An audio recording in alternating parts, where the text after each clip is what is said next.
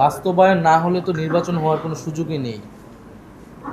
জুলাই সনদ এবং বিচার রোডম্যাপ দিয়ে তারপরে নির্বাচনের দিকে যেতে হবে। ফলে আমরা দ্রুত নির্বাচন চাই। দেশে একটা নির্বাচিত সরকার প্রয়োজন, দেশে স্থিতিশীলতা প্রয়োজন, আস্থা প্রয়োজন। এই কারণে দ্রুত সংস্কার প্রক্রিয়া সম্পন্ন হওয়া প্রয়োজন। এখন কেউ যদি মনে করে যে সে এককভাবেই সব নেতৃত্ব দিবে অথবা সরকার গঠন করে ফেলবে, এটা আসলে সম্ভব হবে না। দেশের যদি এই ন্যূনতম ঐক্য না থাকে দেশের সবগুলো পক্ষের মধ্যে, ফলে এককভাবে সরকার গঠন করা এবং সেই সংসদ টিকিয়ে রাখা, সরকার টিকিয়ে রাখা কারো পক্ষে সম্ভব হবে না। এবং যদি জনগণের যেই ন্যূনতম আকাঙ্ক্ষা তৈরি হয়েছিল সংস্কার, বিচার, এই দাবিগুলোকে উপেক্ষা করে যদি নির্বাচনের দিকে যাওয়া হয়, সেটিও আসলে টেকসই হবে না।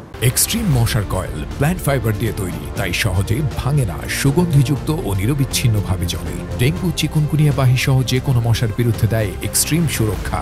সংস্কার বিষয়ে বা জুলাই সনদ বিষয়ে ঐকমত্য কমিশন যে সুপারিশমালা দিয়েছে সে বিষয়ে আমাদের আনুষ্ঠানিক বক্তব্য এবং অবস্থান ব্যক্ত করেছে। আমরা মনে করেছি যে এটি যথেষ্ট অগ্রগতি হয়েছে এবং ঐকমত্য কমিশন সুপারিশমালা দিয়েছে। এটি আমাদের একটা দাবি ছিল যে বাস্তবায়নটা কিভাবে হবে। সেখানে দুইটি প্রস্তাব দিয়েছে। আমরা মনে করি দুটি প্রস্তাবের আসলে প্রয়োজন ছিল না, কারণ দ্বিতীয় যে প্রস্তাবটি সেই প্রস্তাবটি একেবারেই গ্রহণযোগ্য নয়, বরং প্রথম প্রস্তাবটি তুলনামূলকভাবে গ্রহণযোগ্য। ফলে প্রথম প্রস্তাবটিকে আমরা সমর্থন দিচ্ছি, সেটা কিছুটা সংশোধন সাপেক্ষে।